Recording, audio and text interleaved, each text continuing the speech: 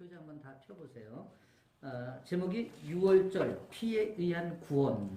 이건 우리가 그 출애굽 구조도에 어디에 해당합니까? 이 6월절은 보고 듣고 알고 1, 2장 네. 어떤 거에 해당되죠? 건져내고. 건져내요. 네. 하나님께서 이제 이 6월절 사건을 통해서 이스라엘 백성들을 건져내는 것입니다. 이 건져낸다는 게 무슨 뜻이죠? 지사님, 우리 건져낸다는 게 무슨 뜻이죠? 구원이잖아요. 네, 그렇죠? 네. 네, 구원인데 우리의 어떤 공로가 있어서 구원을 받는 것인가요? 거저죠. 그러죠. 전적인 하나님의 은혜예요. 네. 우리의 어떤 공로나 어떤 노력이나 어떤 행위와 전혀 관계없이 일방적인 하나님의 은혜로 우리를 구원해주는 이 6월절 사건. 그래서 이 6월절 사건을 거듭납니다. 이렇게 얘기하는 거예요. 그런데 이렇게 6월절 사건을 통해서 하나님께서 우리를 칭의로 부르신 거 아니에요. 그렇죠? 우리의 의로움은 아무것도 없으나 하나님께서 우리를 의롭다 일방적으로 칭해 주시는 이 은혜가 칭의입니다. 근데 출애굽기 성경 전체를 통해서 우리가 보면 이 칭의가 30%에 해당된다고 그래요. 그리고 이제 우리가 성화 과정이 70%, 내지는 뭐 60%. 그리고 이제 마지막엔 우리가 영화거든요. 네, 그래서 중요한 것은 그래도 이 칭의의 은혜로 우리가 이 땅의 삶을 우리가 자신 있고 당당하게 살아갈 근거가 된다. 이런 것이죠.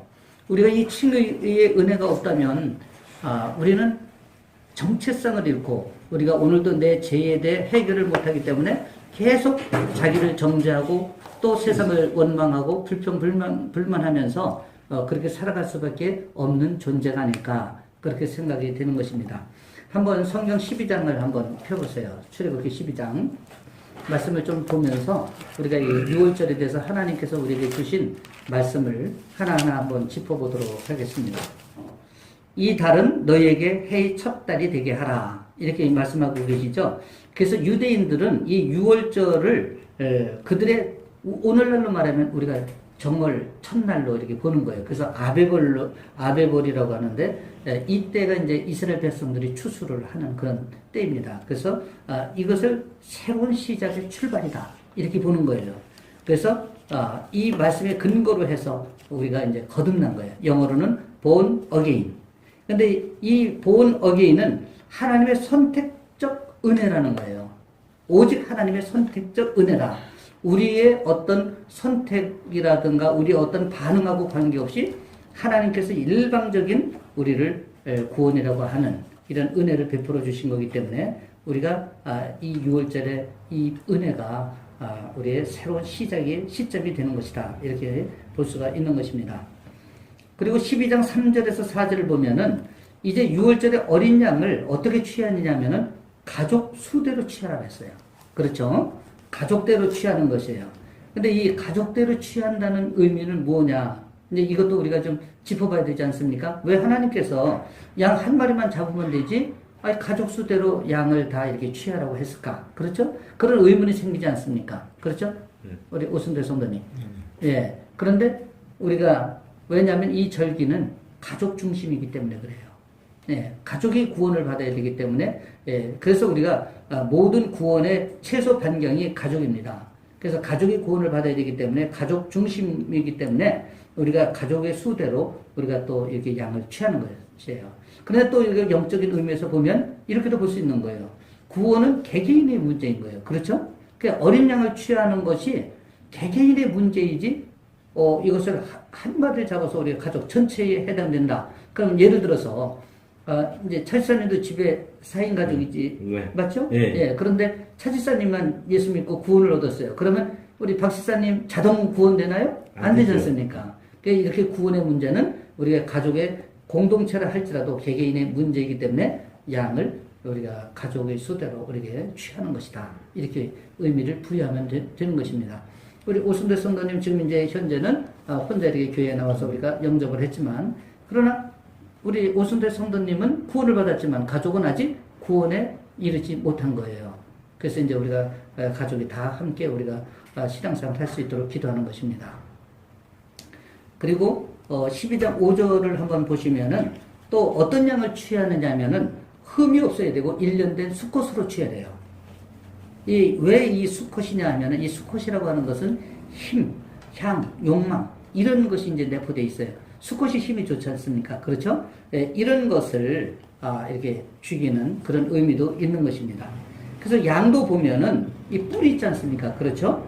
예, 뿔은 우리가 이제 자기 힘을 나타내요.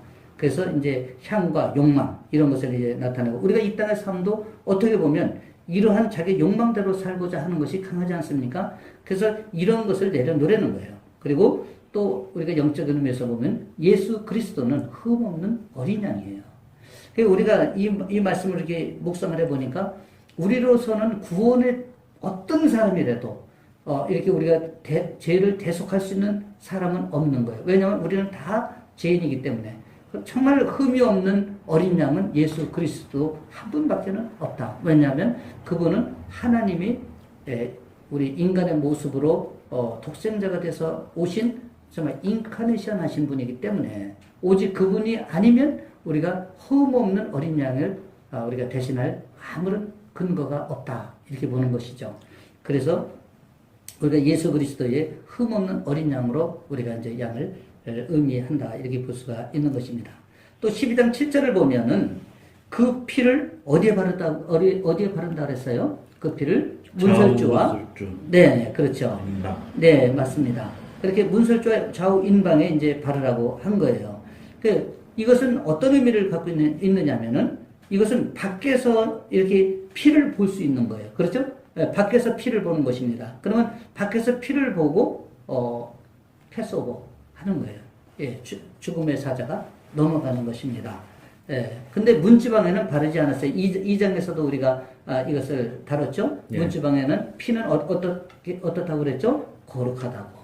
예, 예수 그리스도의 보혈의 피가 거룩하기 때문에 우리가 문지방에 바르면 이렇게 다니면서 밟을 수가 있잖아요. 그렇죠? 그렇기 때문에 문지방에는 바르지 않았다. 이렇게 볼 수 있습니다. 그 히브리서 10장 29절에도 보면 보혈을 짓밟지 않도록 주의하라는 말씀이 나와요. 그래서 우리가 예수 그리스도의 피는 정말 거룩하기 때문에 그 피의 관리도 굉장히 중요하다. 이렇게 보는 것입니다. 또 12장 8절하고 10절을 보면은 고기를 어떻게 먹으라고 했어요? 불에 구워서 먹고 아침까지 남기지 말라. 이렇게 얘기했습니다. 근데 이 불에 구워서 먹는다는 것은 이 불이라고 하는 것은 심판을 상징하는 것입니다. 그래서 양은 우리의 죄를 대신해서 우리가 불에 이렇게 번제물로도 드리지 않습니까? 그래서 이 불에 굽는다는 것은 심판을 상징한다. 이렇게 보는 것입니다. 또 우리가 영적으로 보면은 내 죄를 대신 지고 이제 심판을 감당하신 예수 그리스도를 상징한다. 이렇게 보는 것입니다. 사실 예수 그리스도가 우리의 죄를 대신해서 십자가에 못 박혀 돌아가시지 않았습니까? 그래서 우리가 그런 의미로 받아들일 수 있습니다. 또 12장 8절, 9절, 또 11절을 보면은 우리가 쓴나물과 쓴나물을 먹으라 그랬고 또 허리에 띠를 띠고 신발을 신고 지팡이를 짚고 급히 먹으라 이렇게 이제 말씀이 나옵니다. 그래서 이것은 어떤 모습이에요? 급히 이렇게 먹으라. 또 허리에 띠를 띠고 신발을 신고 어떤 의미예요? 이것은 금방 어떤 거예요? 떠나려고 하는 여행, 나그네의 삶으로서 바로 여행을 떠나려고 하는 그런 모습이다. 이렇게 보는 것이죠. 그래서 이 떠난다는 것, 우리가 어디를 떠난다는 것을 영적으로 우리가 볼 수 있을까요? 바로 세상과 자아를 떠난다. 애굽을 떠나는 그런 의미를 갖고 있는 거예요. 이 땅이 애굽입니다. 예, 우리가 살고 있는 이 땅도 애굽이에요. 그래서 우리가 이 땅을 우리가 세상과 자아를 떠난다. 그래서 우리가 정말 이 떠나는 것이 구원에 참 의미가 있는 거예요. 근데 구원을 받고도 떠나지 않는 사람이 너무 많아요. 그렇죠? 우리가 하나님의 전폭적인 은혜로 구원을 받았어요. 그런데 우리가 성화가 되지 않으니까 성화가 늦으면 늦을수록 안 되면 안 될수록 애굽에 계속 거주하는 거예요. 우리가. 그래서 이 땅에 거주하면서 어떻게 애굽 삶을 살아가는 거예요. 그러면 우리는 역시 하나님을 주인으로 모신 것이 아니라 바로를 주인으로 모시고 사는 삶이 되는 것이라는 것이죠. 우리는 그 삶이 곤고할 수밖에 없고 정말 그 삶이 우리에게 기쁨과 소망을 주는 삶이 아닌 것이에요. 그래서 우리가 떠날 때는 과감히 결단하고 떠나야 되는 것입니다. 그래서 우리는 이 땅에 나그네 삶을 살아가고 있다. 이렇게 보면 됩니다.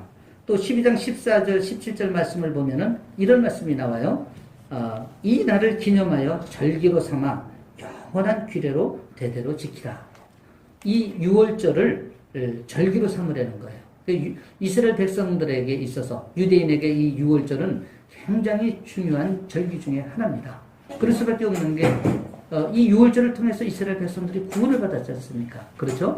그러니까 이 날은 이스라엘 백성들에게 있어서는 결코 잊을 수 없는 그런 날이 되는 거예요. 그래서 이 날을 영원한 규례로 대대로 지키라 하는 것이죠.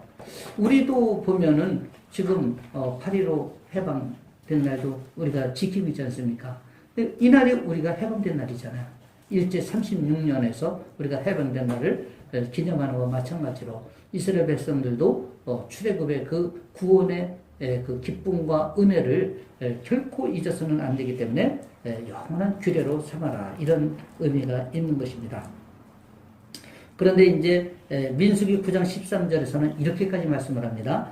6월절을 지키지 않는 자는 자기의 죄를 감당하고 백성 중에서 끊어지리라. 그러니까 이 절기를 지키는 것이 이스라엘 백성들에게는 생명같이 중요한 문제가 되는 거예요.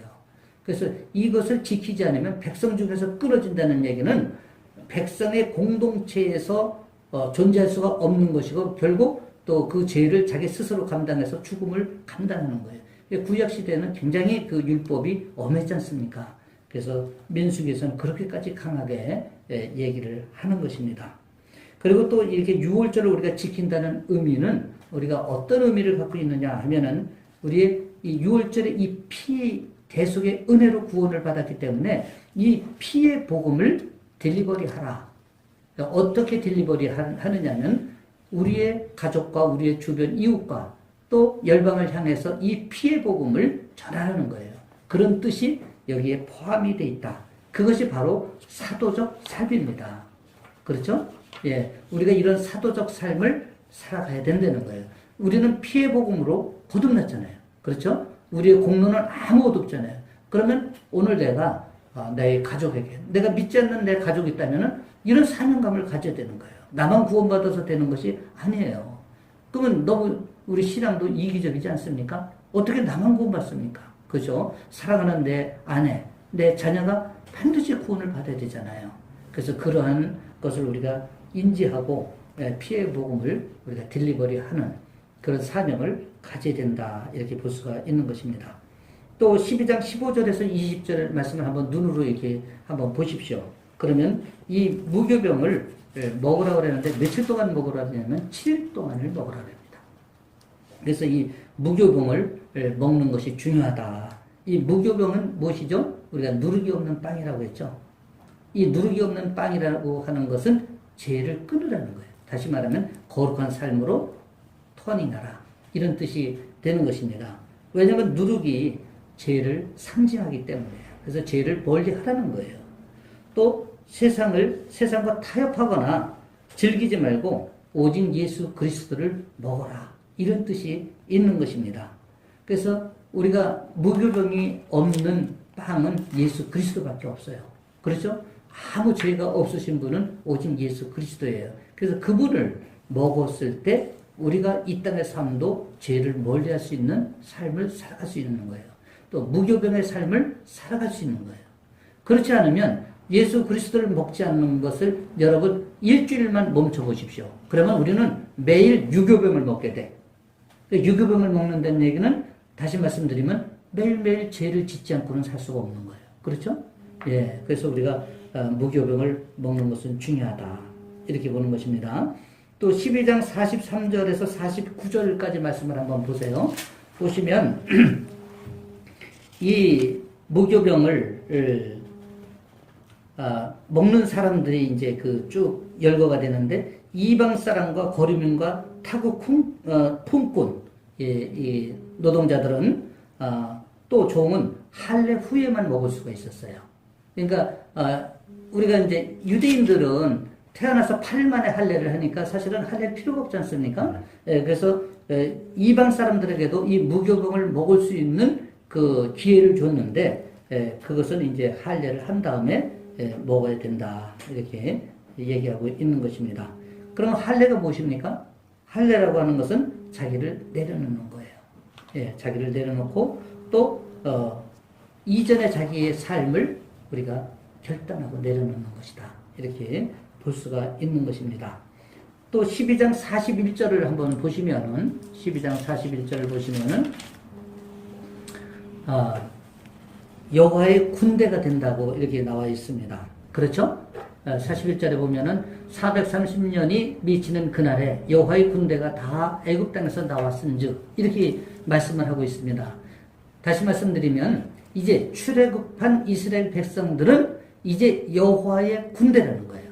그렇죠? 여호와의 군대로서의 이제 나온 것이다. 이렇게 보는 것입니다. 다시 말씀드리면 여호와의 군대라는 것은 이제 가치관이 바뀌었다는 것을 의미하는 거예요. 지금까지는 애굽의 종으로서의 애굽의 가치관을 가지고 살았다면 이젠 하나님의 자녀로서의 하나님의 가치관을 가지고 여호와의 군대로서의 이제 이 땅의 삶을 살아가면서 영적 전쟁에서 승리하라는 영적 의미가 여기에 내포되어 있다. 이렇게 보는 것입니다. 왜냐하면 이제 이스라엘 백성들이 광야 40년을 거쳐서 이제 가나안을 가지 않습니까? 가나안에 가서는 가나안의 7 족속과 또 전쟁을 치러야 돼요. 그러니까 여호와의 강한 군대가 되지 아니하면 또 가나안을 우리가 들어갈 수가 없는 거예요. 그렇죠? 그렇기 때문에 이제 그러한 여호와의 군대가 되어야 된다 하는 것을 의미하고 있습니다. 이것이 바로 하나님의 목적을 이루기 위해서 우리가 영적 전쟁을 하는 자의 삶이 되는 것이다. 이렇게 보는 것입니다. 그래서 우리가 이 6월절은 다시 말씀드리면 이제 피의 능력을 얘기하는 거예요. 그렇죠? 왜냐하면 이 피의 대속의 은혜로 이제 구원을 받는 것이기 때문에 피의 능력을 얘기하는 것인데 이 피는 모든 죄, 모든 사망 권세를 이기는 것이다. 그렇죠? 우리가 이 모든 것에, 그래서 모든 어떤 문제든지 피를 적용해야 돼요. 피를.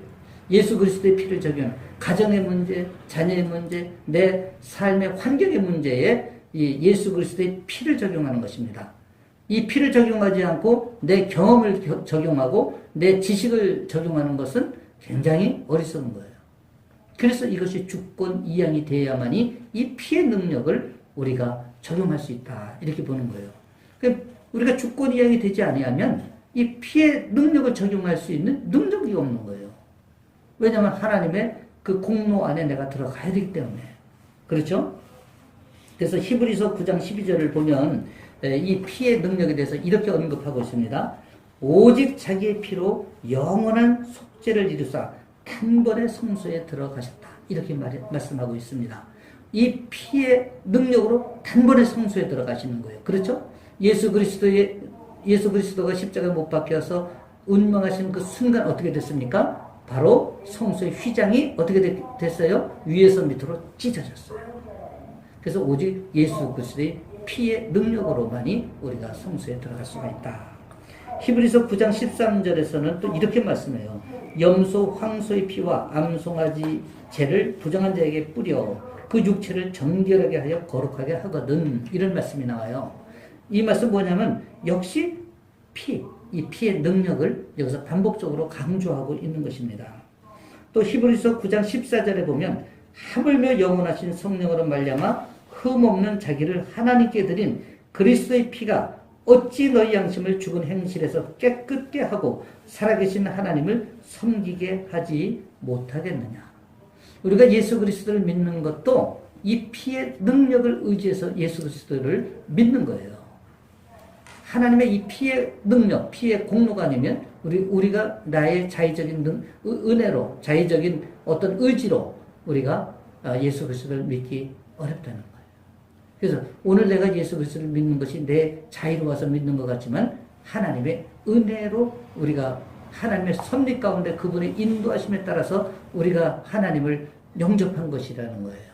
그래서 이 피의 공로를 우리는 잊을 수가 없다. 이렇게 보는 것입니다.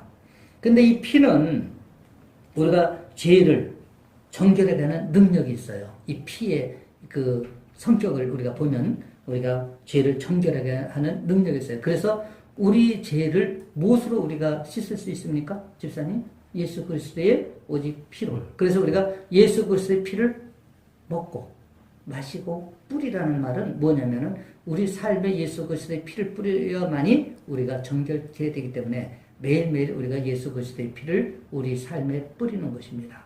이해가 되십니까? 예. 그래서 이것이 우리가 이루어지지 않으면 우리의 죄의 문제가 계속 쌓여가기 때문에 매일매일 죄의 문제를 해결하는 것은 예수 그리스도의 피를 우리 몸에 뿌릴 때 가능하다. 이렇게 말씀을 드릴 수가 있는 것입니다. 그리고 히브리서 13장 12절을 보면은 거룩하게 하는 능력이 또 피의 능력으로 이렇게 언급하고 있습니다. 그래서 우리 이 피가 닿는 곳에는 거룩함이 있어요. 예수 그리스도의 피가 내 안에 흐르면 내가 거룩한 존재가 되는 거예요. 나의 힘으로는 거룩해질 수가 없지만 예수 그리스도의 피가 내 안에 흐르면 내가 거룩한 하나님의 자녀가 되고 하나님의 백성이 되고 하나님의 장자가 될 수가 있는 거라는 거예요. 그 다음에 요한복음 6장 53절에서 55절의 말씀을 보니까 이 피는 생명의 능력이 있어요. 이게 피가 닿는 곳마다 살리는 역사가 있지 않습니까? 박 시사님. 그렇죠? 우리 이 피가 닿는 곳에마다 사망이 생명으로 옮겼느니라. 이렇게 말씀하셨잖아요. 우리 지난번에 배웠듯이. 마찬가지로 이 피는 생명을 다시 솟아내게 하는 능력이 있다. 이렇게 보는 것입니다. 그 다음에 골로새서 2장 15절에는 이렇게 말씀하고 있어요. 사탄 마귀를 이기는 능력이 있다. 그래서 우리가 이 예수 그리스도의 피의 능력을 힘입어서 우리가 선포했을 때 악한 어둠의 권세와 사탄 권세 마귀가 물러가는 거예요. 어느 우리 그 아시는 분 중에 보면 밤에 이렇게 꿈을 많이 꾸신대요. 악한 꿈을. 매일 그 꿈을 꾸지 않고 넘어가는 날이 없다는 거예요. 그래서 내가 그분에게 그렇게 얘기했어요. 그것을 예수 그리스도의 이름으로 선포하라고. 이 악한 권세야 물러가라. 이렇게 예수 그리스도의 이름으로 선포하라. 이게 바로 피의 적용인 것입니다. 그리고 이 피는 심판, 저주, 재앙을 막는 능력이 있어요. 그래서 우리에게 있는 어떤 재앙이 있을지라도 또 삶에 어떤 곤고함이 있을지라도 이 피를 의지해서 우리가 기도하면 우리가 회복하는 능력이 있는 거예요. 그 다음에 어둠의 권세를 물리치는 능력이 이 피에 있다. 이게 출애굽기 12장부터 보면 다 이 피에 대한 것이 나옵니다. 또 사사기 53장 5절과 베드로전서 2장 24절 말씀을 보면 질병과 치유의 능력이 피에 있습니다. 그래서 우리가 기도할 때도 예수 그리스도 이름으로 명하노니 악한 질병은 떠나갈지어다. 이렇게 우리가 선포하지 않습니까? 그렇죠? 그래서 이게 피에 의해서 우리가 질병과 치유를 우리가 하는 능력이 있다. 이렇게 보는 것입니다. 왜냐하면 예수 그리스도께서 채찍에 맞으심으로 인해서 우리의 질병을 다 감당하신다고 분명히 말씀에 언급하고 있기 때문에 그렇습니다. 또 히브리서 9장 12절을 보면 하나님을 섬기고 교통하게 하는 능력이 이 피에 있어요. 그래서 하나님과 교통과 모든 이 부분은 교제하는 것은 이 피 안에 있다. 우리가 피 안에 거할 때 우리가 하나님과 수시로 교통을 할 수가 있다. 이렇게 보는 것입니다. 이게 전체적인 이제 피에 대한 것을 이거 말고도 성경을 찾으면 무수히 피에 대해서 우리가 말씀이 나오는데 이제 대표적인 것만 제가 조금 이렇게 추려봤어요. 이 피의 능력에 대해서 좀 이제 이해가 되시죠? 네. 예, 그래서 우리가 전적으로 이 피를 의지해서 기도할 때도 이 피를 의지해서 기도해야 돼요. 이 피가 바로 예수 그리스도입니다. 이 피는 예수 그리스도의 본체나 다름이 없는 거예요. 그렇죠? 우리 생명이 피에 있기 때문에. 예, 그것을 우리가 알고 우리가 이제 본문으로 넘어가도록 하겠습니다. 6월절 어린 양의 피. 6월절 날 이스라엘의 장자가 살아날 수 있는 길은 무엇입니까? 이게 출애굽기 12장 5절에 이 말씀이 있는데 12장 5절 한번 보십시오. 뭐가 있죠? 장자가 살아날 수 있는 길은 무엇이죠? 뭐예요? 한번 말씀해 보셔요. 너희 어린 양은 뭐라 했어요? 흠없고 1년 된 수컷으로 하되 양이나 염소 중에서 취하고 이렇게 말씀하고 있지 않습니까? 장자가 살아날 수 있는 그 유일한 길은 바로 흠없고 점없는 1년 된 양을 잡아 그 출입구에 문설주에 바르는 것이에요. 그렇죠? 좌우 임방에 바르는 것이에요. 근데 이 출입구에 바르야 된다는 걸 우리가 좀 인식해야 됩니다. 그리고 아까도 말씀드렸듯이 각자가 취하는 것이 중요하다는 것이죠. 구원은 나와 주님과의 개인적인 문제이기 때문에 우리가 각자 취하는 것이 좋다 이렇게 보는 것입니다. 우리가 출입구에 피를 바른 그 의도가 있어요. 근데 하나님께서 출입구에 피를 바르라고 한 것은 그 피의 효력이 가정 전체에 미치도록 하는 거예요. 그렇죠? 가정 전체에 미치도록 하기 위해서 출입구에 문설주 좌우 임방에 우리가 피를 바르도록 그렇게 한 것이죠. 그러니까 우리가 이제 사도행전 16장 31절의 말씀을 보면 뭐라고 말씀하셨느냐면은 주 예수를 믿으라. 그리하면 너와 내 집이 구원을 얻으리라. 이런 말씀이 있어요. 마찬가지로 우리가 피의 효력이라고 하는 것은 이렇게 가정 전체에 미칠 수 있는 피의 능력이 있다. 능력은 우리가 나타나는 것이죠. 그렇죠? 그리고 이 피는 문 안에 있는 자에게만 유효해요. 문 밖에 있는 사람에게는 이 피가 유효하지가 않습니다. 그렇죠? 우리가 피를 바른 그 안에 있는 사람만 그날 구원을 받았어요. 다시 말씀드리면 우리가 예수 그리스도를 믿는 자, 그 피 안에 우리가 거하는 자만이 구원을 받을 수 있다. 이렇게 보는 것이죠. 이 피 밖에 있는 사람들이 우리나라에도 이미 우리가 얼마나 되나요? 기독교가 한 20% 된다고 하지 않습니까? 그러면 80%는 피 밖에 있는 거 아닙니까? 그렇죠? 그러니까 20% 아래만 우리나라도 지금 이제 피 안에 있다. 그런데 그 20% 안에도 이단도 있고 천주교도 있고 뭐 이것저것 빼면은 실질적으로는 500만 좌우백이 더 되겠습니까?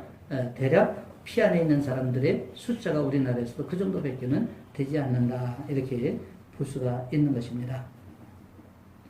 그 다음에 문지방에 바르지 않는 이유는 그 대속의 피의 거룩성, 아까 말씀드렸죠. 또 우리가 그 밤에 먹어야 했던 음식은 어떤 것이 있습니까? 그 밤에 먹어야 했던 음식, 아까도 이제 우리가 서론에서 쭉 제가 설명할 때 다 말씀드렸지만 뭐죠? 양고기와 무교병과 쓴나물. 그렇죠? 12장 8절에 그렇게 말씀 나오고 있습니다. 그 밤에 그 고기를 불에 구워 무교병과 쓴나물과 아울러 먹되.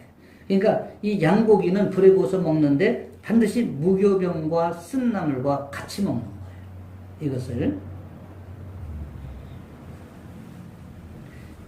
왜 이 무교병과 쓴나물을 같이 먹으라고 했을까요? 지사님 한번 생각해 보세요. 무교병은 아까 이제 죄에 우리가 결단을 하고 내려놓는 거 아닙니까? 그렇죠? 그러면 쓴나물은 어떤 의미가 있어요? 쓴나물. 우리가 주먹밥을 6.25를 기념해서 먹듯이 애굽의 그 430년 동안의 고난과 고통과 애통함과 모든 그 정말 말할 수 없는 아픔이 있었을 거 아닙니까? 그것을 이렇게 기억하면서 먹는 거예요. 예. 그래야, 그렇게 먹어야, 우리가 잊지 않고 다시 애굽으로 돌아가지 않기 때문에.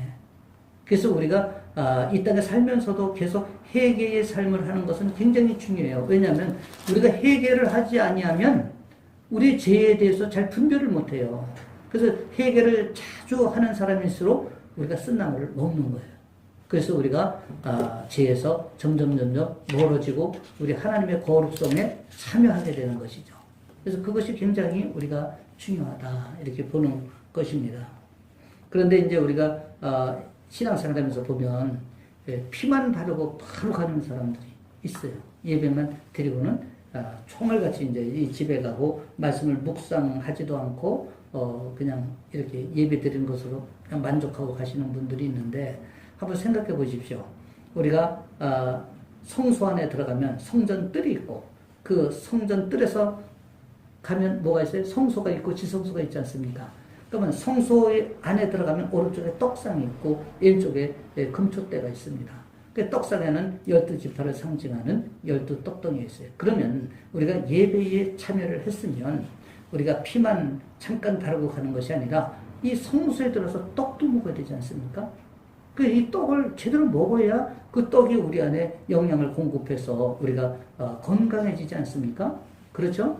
그래서 우리가 말씀을 제대로 우리가 주의 종에 공급해 주시는 그 선포하는 말씀을 제대로 우리가 먹고 집중해서 듣고 그 말씀이 감동으로 내게 다가오면 그 말씀을 되새김하면서 우리가 그 떡을 우리가 즐거이 먹을 수 있는 그런 자세가 우리가 되어줘야 되는 거예요. 우리가 오른쪽으로 여기 3번 안에 보면 그들이 애굽을 떠날 때 빈손으로 나가지 않고 금은 보화를 취하도록 하셨습니다. 그동안의 수고에 대한 정당한 대가를 요구한 것으로 이해해야 합니까? 어떻습니까? 이거 정당한 대가로 이해해야 됩니까? 박 시장님 어때요? 이스라엘 백성들이 나올 때 빈손으로 나오지 않았죠? 이거 창세기 15장 4절에 14절에 이렇게 말씀하고 있습니다. 그들이 섬기는 나라를 내가 징벌할지며 그 후에 내 자손이 큰 재물을 이끌고 나오리라. 이 창세기 이미 하나님께서 말씀하셨어요. 430년 후에는 큰 재물을 이끌고 나오리라는 거예요. 예. 근데 이게 출애굽기 3장 21절은 또 뭐라고 말씀하시냐면 내가 애굽 사람으로 이 백성에게 은혜를 입히게 할지라 너희가 나갈 때 빈손으로 나가지 아니하리니 이렇게 말씀하셨어요. 그리고 여인에게 은폐물과 금폐물과 의복을 구하여 너희의 자녀를 꾸미라 이렇게 말씀하셨어요. 근데 이 말씀은 우리가 어떤 의미로 받아들이면 될까요? 이거 정당한 노동의 대가입니다. 왜 그럴까요? 430년 동안에 착취당한 그 노동의 대가로는 어찌 보면 이거 결코 과하다고 할 수가 없는 것입니다. 그 당시 국고성 람셋이라든가 나일강이라든가 뭐 모든 그 공사는 다 이스라엘 백성들을 동원해서 했어요. 그러니 얼마나 그 노동이 정말 중노동이고 얼마나 힘들었겠습니까? 예, 노예같이 그렇게 부려먹었는데 그렇기 때문에 그것은 정당한 요구였다. 우리가 이렇게 볼 수가 있는 것입니다. 그런데 이런 말씀이 있어요. 금은 보화를 이제 취하도록 하셨다. 이렇게 말씀을 하시지 않습니까? 그렇죠? 이 취한다는 게 어떤 의미인지 아십니까? 그래서 우리 이제 나가니까 좀 뭐 이렇게 여비를 좀 주세요. 이런 의미일까요? 어떤 의미일까요? 저 이게 궁금했는데 그 훔친다는 얘기인가요? 아니면 내가 지금까지 일해서 모았던 걸 그냥 그걸 버리고 갈 일은 없고 그죠? 아니 이거는 애굽 사람한테 금은 보화를 당당히 요구하라는 거예요. 애굽인들한테 이스라엘 백성들이 한 200만 명이 되지 않습니까? 200만 명이 이제 빈손으로 나가지 않는 거예요. 하나님께서 이미 예언을 하셨고 말씀을 하셨고 약속을 하신 거예요. 그래서 이제 나갈 때는 취하라 이런 말씀을 하셨는데 취한다는 것은 거의 약탈에 준하는 거예요. 이때는 이제 우리가 10가지 재앙으로 바로가 항복했고 아주 그 애굽이 초토화됐어요. 10가지 재앙이 얼마나 피폐했습니까? 그래서 이제 이들이 저항할 어떤 의미에서는 기력도 없는 거예요. 그러니까 이스라엘 백성들이 당당히 요구하라는 거예요. 사정하라는 게 아니라 내가 그만큼 너희들을 위해서 그동안 노동을 제공했는데 이제 나갈 때는 나에게 금은 보화를 의복을 내놔라 이거예요. 그래서 그동안 이스라엘 백성들은 뭐 상당히 옷 하나 제대로 못 입었을 거 아니겠습니까? 그래서 자녀들에게도 옷을 다 입히고 이렇게 다 꾸미고 나가라는 거예요. 또 금은 보화도 취해서 나가라는 거예요. 근데 이 취하다 하는 것은 강압적인 의미가 있는 거예요. 그러니까 이제는 이스라엘 백성들이 당당히 아주 여기는 뭐 이제 약탈까지 했는데 설마 뭐 이스라엘 백성들이 이렇게 하나님의 백성들이 약탈까지야 했겠습니까? 근데 아주 당당하고 강하게 요구해서 정당하게 받아 나가라 이런 뜻으로 저는 이제 이 부분을 봅니다. 그래서 이렇게 가져간 금은 보화가 금이 어떻게 쓰였습니까? 성전에 쓰였어요. 또 그리고 성전에 쓰이고 또 남은 것은 또 어떻게 쓰였는지 아시나요?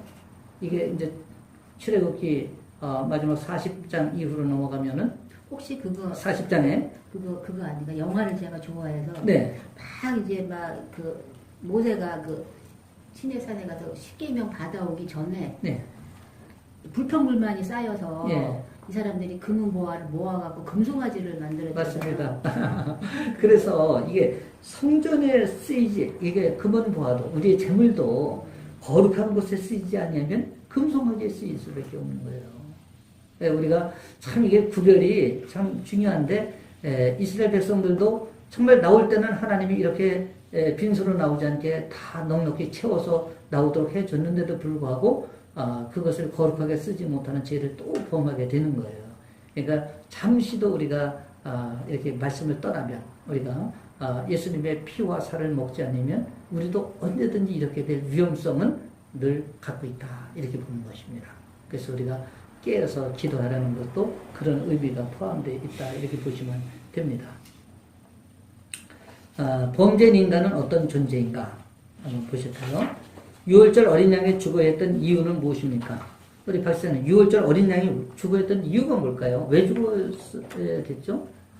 피로 우리의 죄 뭐가 필요했죠? 우리가 이 제사에는 어린 양의 피. 예, 대속의 제물이 필요한 거예요. 근데 이 대속의 제물은 우리가 흠이 없어야 되지 않습니까? 그렇죠? 예, 그래서 어린 양이 죽어야 했던 이유는 정말 대속의 제물이 우리에게는 절대적으로 필요했기 때문에 이 피가 아니면은 우리가 제사함이 없기 때문에 그래서 우리가 필요했다 이렇게 볼 수가 있는 것입니다. 그래서 결과적으로 우리가 심판받지 않도록 양이 대속의 제물로 드려져야 되는 거예요. 예. 근데 우리가 자기 집에서 기른 양이 잡기가 쉬울까요? 쉽지 않을까요? 쉽지 않죠. 예. 그런데도 불구하고 이제 우리가 그 양을 잡는다는 것은 그 수고를 통해서 죄를 다시 한번 반복해서 생각을 하고 우리가 하나님 앞에 그 피로 정말 죄를 씻는 그런 모습으로 서야 되는 것을 강조하기 위해서 그런 것입니다. 근데 우리가 이제 구원을 받은 것은 이렇게 피의 대속의 은혜로 이제 구원을 받았지 않습니까? 그렇죠? 근데 그렇다면 우리의 구원은 얼마짜리라고 생각하셔요, 집사님? 얼마짜리예요? 구원이? 우리 구원이? 예. 값으로 틀릴 수가 없죠, 그거는. 그러니까 네. 어떻게 그걸 예수 그리스도짜리예요. 그렇죠? 예, 그분의 피로 우리가 구원을 받았기 때문에 이 구원은 값으로 정말 이게 가늠할 수가 없는 거예요. 그런데 그 구원이 우리가 그렇게 평상시에 나한테 그 은혜로 다가와 줘야 돼요. 근데 얼마나 우리가 그 구원을 감격으로 받아들입니까? 근데 이게 은혜 가운데 이렇게 나한테 올 때는 저희 경우는 이렇게 막 눈물이 갑자기 쭉 흐르더라고요. 그래서 저는 감사해요. 제 눈물샘을 마르지 않게 하신 하나님 정말 감사합니다. 근데 이 은혜가 있어야 돼요, 우리 안에. 근데 이 은혜가 있다면 우리의 삶이 변화가 되지 않을 수가 없는 거예요. 그렇죠?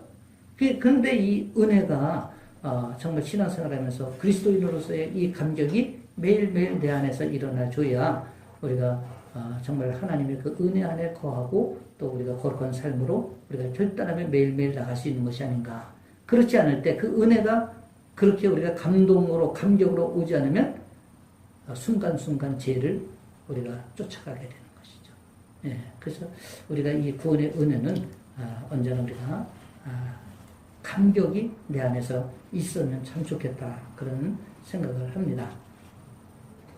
그 동그라미 친 거 우리 찰선이 한번 읽어주실래요?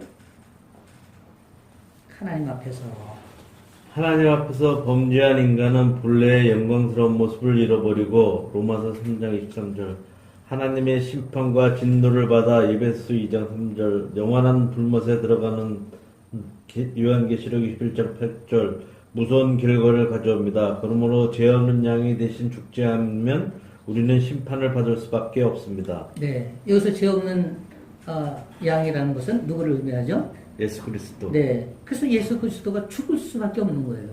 로마서는 이렇게 말씀해 모든 사람이 죄를 범했다고 이렇게 딱 아주 정의를 내려줬습니다. 그래서 이 죄가 하나님의 영광에 이르지 못하는 거예요. 네. 그리고 에베소서에서는 어떻게 말씀하시냐면은 본질상 진노의 자녀라는 거예요. 우리가 왜 본질상 진노의 자녀일까? 오승대 성도님 왜? 우리가 본질상 원래 진노의 자녀라는 거예요. 왜? 뭐 때문에? 죄 때문에. 우리 안에 그 죄로 인해서 우리는 진노의 자녀였다는 거예요. 그래서 이 죄가 육체의 마음에 원하는 것을 하는 것입니다. 우리 안에 이 죄가 존재하기 때문에 오늘도 밖에 나가면 지난번에도 제가 말씀드렸지만은 우리 안에 있는 자유의지가 무시로 죄를 지향하고 죄를 향해서 다른 박질 치려고 노력을 하는 거예요. 이 안에서 아우성을 치는 거예요. 그러나 그것을 우리가 보혈의 피로 씻고 또 말씀을 먹음으로 말미암아 우리가 이 죄를 소멸케 하는 것이죠. 또 계시록에서는 이렇게 말씀하시는 거예요. 두려워하는 자들과 믿지 않는 자들과 흉악한 자들과 살인자들과 음행하는 자들과 점술가들과 우상숭배 거짓말하는 모든 자들, 이런 자들은 불과 유황으로 타는 못에 던져버리겠다. 이렇게 말씀하고 계시는 것이에요. 무섭죠? 이것이 둘째 사망입니다. 그래서 이 계시록은 정말 우리가 이렇게 묵상을 해보니까 정말 우리 구원받은 것이 얼마나 감격한지 알 수가 없어요. 정말 그 심판에 이르렀을 때 그 고통 말할 수 없을 것 같습니다. 그런데 예수님은 그것을 다 하나님의 뜻으로 또 내가 죄를 감당하고 가야 될 십자가이기 때문에 그걸 하셨기 때문에 저들의 죄를 용서해달라는 십자가의 중보 기도를 하실 수 있는 거예요. 그렇다면 내가 이 십자가의 중보 기도를 묵상하면서 깨달은 게 있습니다. 그렇다면 나는 누구를 용서하고 못할 자격이 내 안에 없다는 거예요. 그래서 원수 질 일이 없는 거예요. 부부간에도 마찬가지고요. 자녀 간에 또 지체들 간에도 서운한 마음이 든다고 해서 내가 그를 정죄할 필요가 없는 거예요. 십자가의 중보 기도를 생각을 한번 해보세요. 아니 아무 흠도 없고 죄도 없으신 분이 십자가에 달려 죽으시는 그 고통 가운데서도 오히려 자기를 못 박은 사람들, 그 악한 사람들을 향해서 저들의 죄를 용서해달라고 하는데 우리가 감히 누구를 원수 맺고 누구를 용서 못할 자격이 어디 있겠습니까? 그렇죠? 박사님 그렇지 않습니까? 그래서 그것을 생각하니까 나는 누구를 용서 못할 자격이 없다. 그래서 용서가 내 의로 되는 것이 아니라 하나님의 은혜로 용서가 되는 거예요. 예, 그게 깨달아지더라고요. 이해가 되시죠? 네. 이번 보면 그 밤에 심판을 피할 수 없었던 애굽의 장자들은 모두 대속의 피가 없는 사람들이었다. 그러나 피로 보호받은 이스라엘은 이제 심판받지 않을 뿐만 아니라 하나님 앞에서 어떤 새로운 존재로 서게 됩니까? 이게 4장 22절에서 23절 한번 보세요. 4장.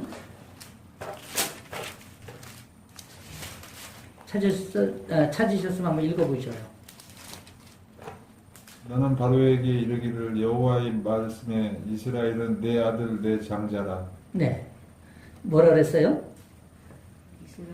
이스라엘은 나의 장자라. 그래서 이제 이 유월절을 경험한 이스라엘 백성들, 다시 말씀드리면 이제 유월절을 경험하고 이제 대속의 은혜로 구원을 받은 이스라엘 백성들은 이제는 바로 나의 장자라. 하나님이 나의 장자라는 거예요. 장자. 그러면 이 장자라는 말이 굉장히 중요합니다. 예, 장자에게는 아주 특별한 그 하나님의 은혜가 있어요.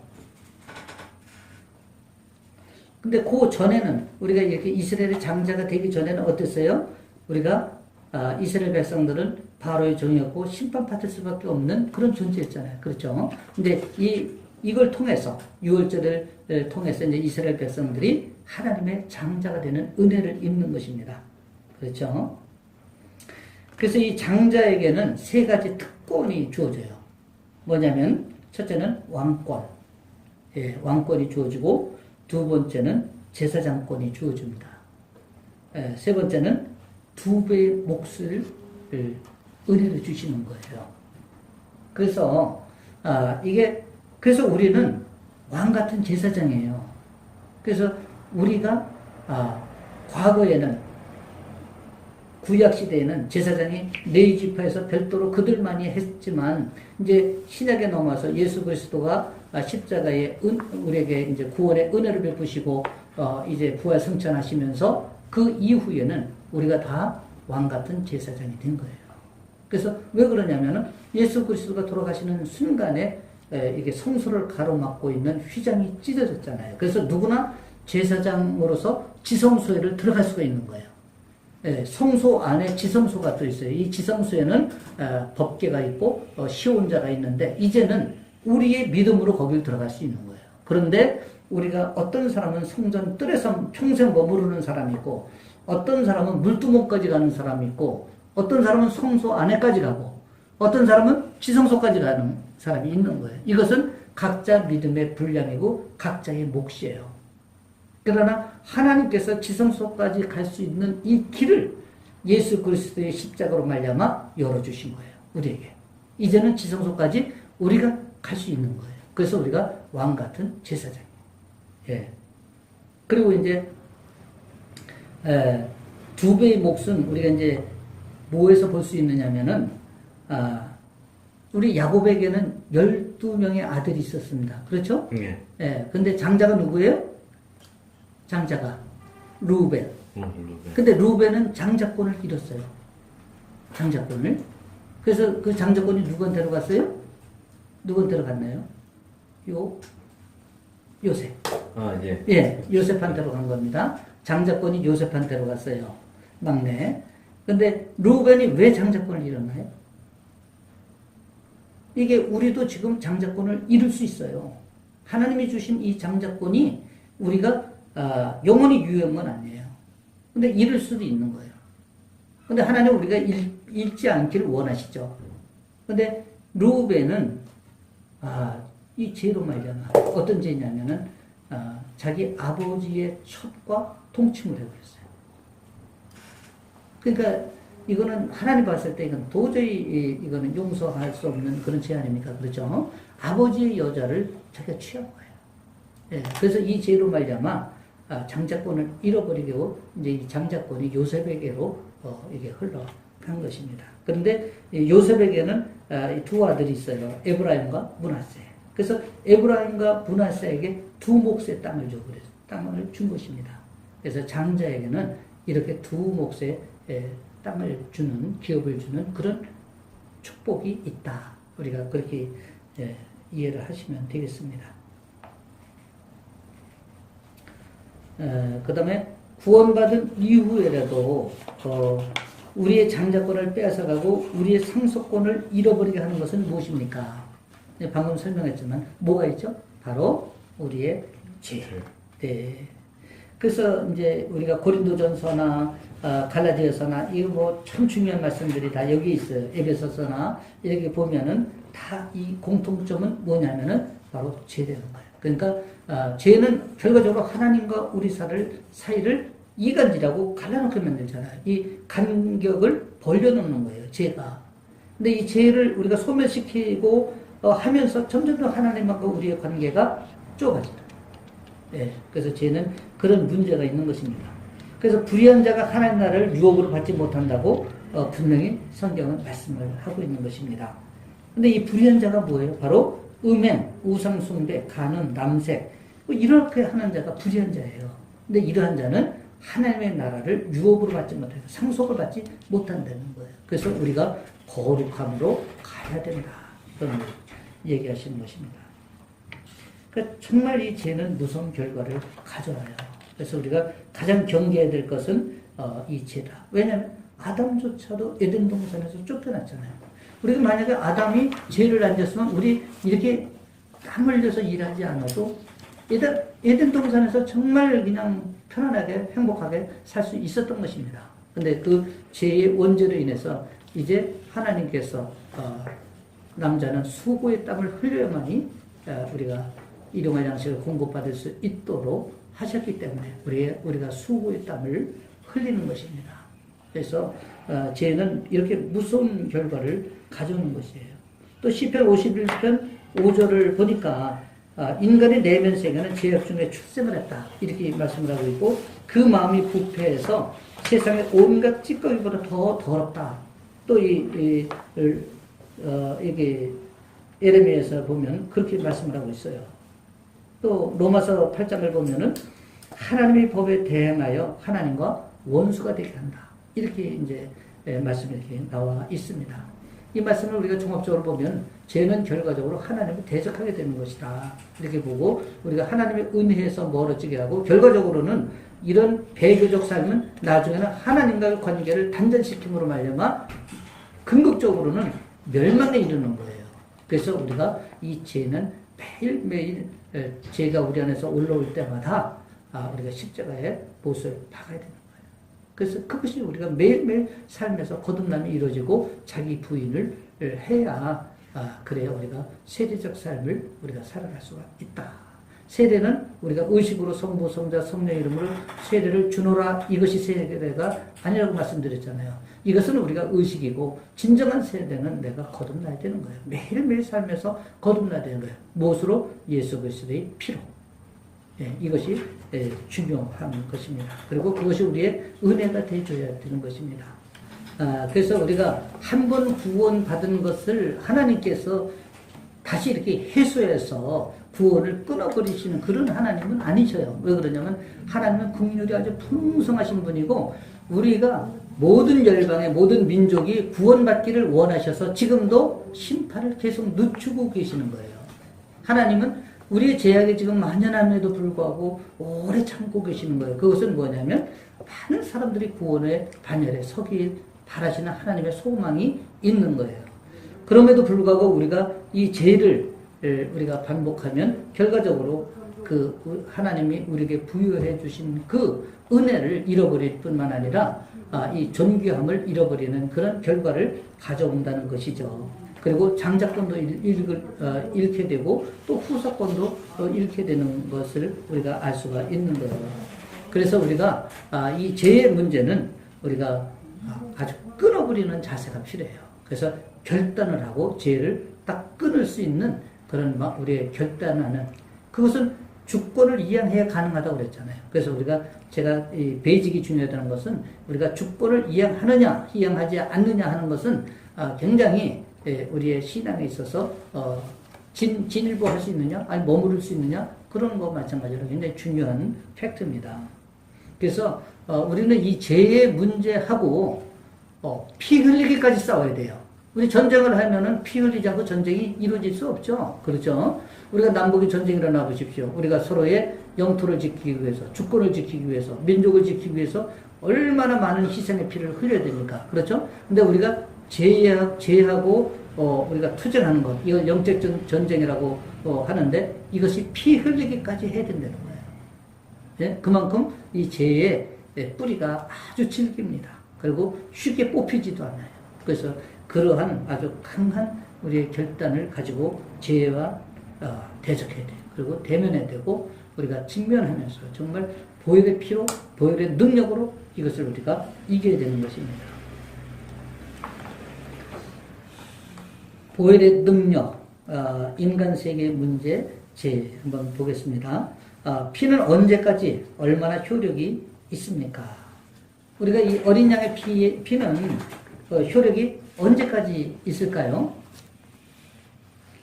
이거 히브리서 9장 12절에서 14절을 보니까 오직 자기의 피로 영원한 속죄를 이루사 단번에 성소에 들어가시게 하셨다 이런 말씀이 있습니다. 언제까지? 영원히 속죄 능력이 있다는 것입니다. 이 피는 그래서 우리가 예수 그리스도의 피를 인정하고 영접하면 우리는 구원이 영원히 이루어지는 거예요.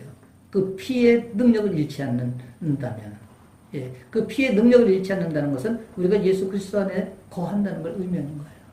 그러나 배교적 삶을 통해서 예수 그리스도를 완전히 떠나버리면 이것은 또 다른 문제가 되는 거예요. 그래서 우리가 비록 죄를 짓더라도 회개하며 하나님 앞에 다시 나오고 또 죄를 짓더라도 또 다시 회개하며 다시 쓰는 것이에요. 이것은 죽을 때까지 우리가 해나가야 될 성화의 삶이 되는 거예요. 그래서 이 성화가 우리가 70%다 이렇게 얘기하는 것입니다. 그래서 매일매일 성화가 된 사람들은 얼굴에 성화가 된 사람들의 모습이 드러나요. 첫째 어떻게 되냐면 온유해요. 그리고 웬만해서는 자기의 성품을 드러내지 않고 하나님의 성품으로 살려고 굉장히 노력하는 것을 우리가 볼 수가 있어요. 그래서 모세 같은 사람도 온유한 자로서 아주 대표적인 사람으로 하나님께서 지명하지 않았습니까? 아주 정말 지면에서 이만한 온유한 자가 없다라고까지 이렇게 말씀을 하신 거였어요. 민수기에서 보면 또 우리가 죄를 해결할 수 있도록 하나님의 언약은 무엇입니까? 이 죄를 해결할 수 있는 하나님의 언약 레위기 17장 또 히브리서 9장에 이 말씀이 나오는데 뭐가 있죠? 레위기에서는 이렇게 말씀하십니다. 이 죄를 해결할 수 있는 하나님의 언약에 대해서 이렇게 말씀하고 계세요. 육체의 생명은 피에 있습니다. 또 히브리서는 이렇게 말씀하셔요. 피의 흘림이 없은즉 사함이 없으리라. 다시 말씀드리면은 이 피가 우리를 죄를 해결해 줄 수 있는 하나님의 언약이라는 거예요. 그래서 이 피의 언약으로 말미암아 누가 피를 흘리셨어요? 예수 그리스도가 피를 흘리신 것입니다. 바로 십자가에서. 그리고 어떻게 하면 이 피의 혜택을 통하여 용서를 받을 수 있습니까? 근데 이게 중요하잖아요. 자, 그러면 우리가 구원받은 이후에 우리는 어떻게 살아야 합니까? 요 고린도전서 6장 16절에서 20절이라고 되어 있는데 이것은 잘못된 거예요. 16절에서 18절입니다. 그 16절에서 18절이에요. 네. 어떻게 우리가 구원받은 이후에는 어떻게 살아야 되겠는가? 앞에서 우리가 다 설명했지 않습니까? 우리의 삶에는 계속 보혈의 피를 적용해야 돼요. 예, 보혈의 피를 적용하는 삶을 살아야 되는 것입니다. 이 보혈의 피만이 우리를 치유할 수 있고 회복할 수 있고 삶의 문제를 우리가 회복할 수가 있는 것입니다. 우리 오순절 성도님, 오직 보혈의 피만이 삶의 모든 환경을 변화시킬 수 있고 회복할 수 있는 것입니다. 이것이 굉장히 중요해요. 그래서 우리가 이 보혈의 피의 능력을 100% 우리가 믿어야 돼요. 예, 조금 더 의심할 필요가 없는 것입니다. 이렇게 해서 오늘 4강을 마치도록 하겠습니다.